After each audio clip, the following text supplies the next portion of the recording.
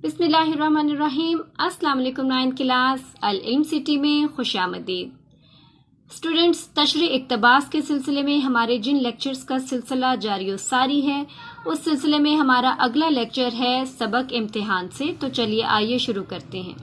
Students, मैंने sample का जो पैराग्राफ लिया है, आप इस पेज को ओवरव्यू कर लीजिए। इनके अल्फाज जो हैं वो यहाँ से शुरू हो रहे हैं कि मैंने भी तकदीर और तदबीर से लेकर पर्चों की उलट फेर तक।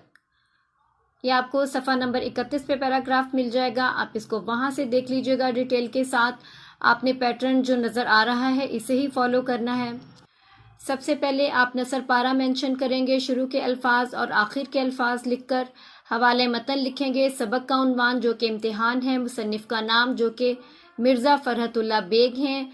माखज़ इस सबक का मज़ामीन फ़रहत है, यानी ये मज़मून जो है ये मज़ामीन फ़रहत नामी किताब से लिया गया है और सिन्फ़ अदब मिज़ाह निगारी है।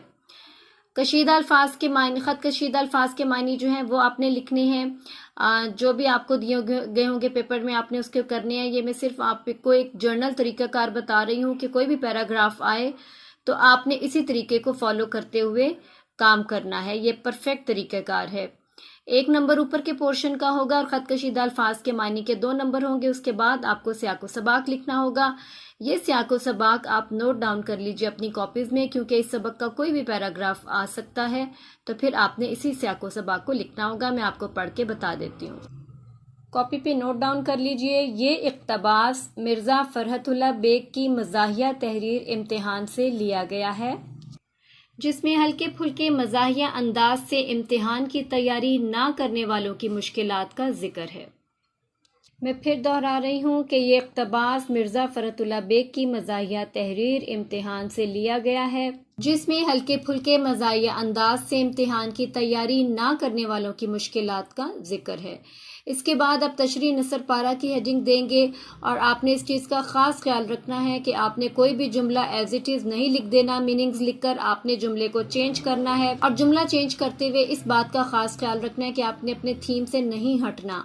आपने तशरीह नसर पारा में पूरा खुलासा नहीं लिखने बैठना, सिर्फ उस पैराग्राफ की डिटेल लिखनी है, उसे ही डिस्कस करना है। बिल्कुल ऐसे ही जैसे कि आपको पेपर में कोई शेर दिया जाता है और आप उसकी तशरीह करते हैं, आप उसका खुलासा नहीं लिखने बैठ जाते तशरीह करते हुए नज़्म का।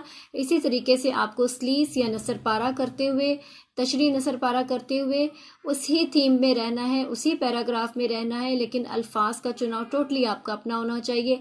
आपके कोई भी जुमला देकर ये एहसास नहीं होना चाहिए एग्जामिनर को कि ये तो आपने पेपर में दिया हुआ जुमला ही लिख लिया है 1-2 लफ्ज़ की अदला बदली के साथ।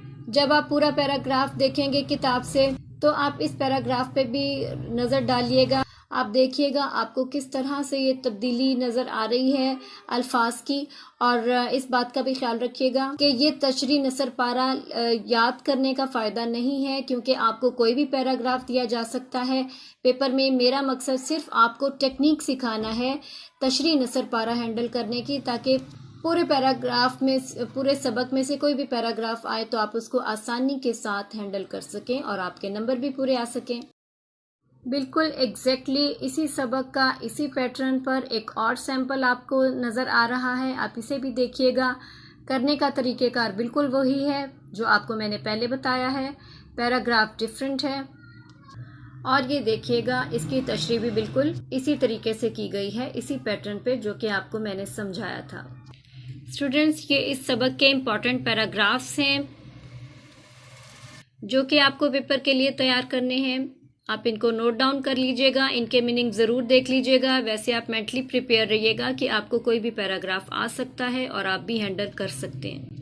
मुझे पूरा यकीन है कि आज का लेक्चर भी आपके लिए बहुत मददगार साबित हुआ होगा।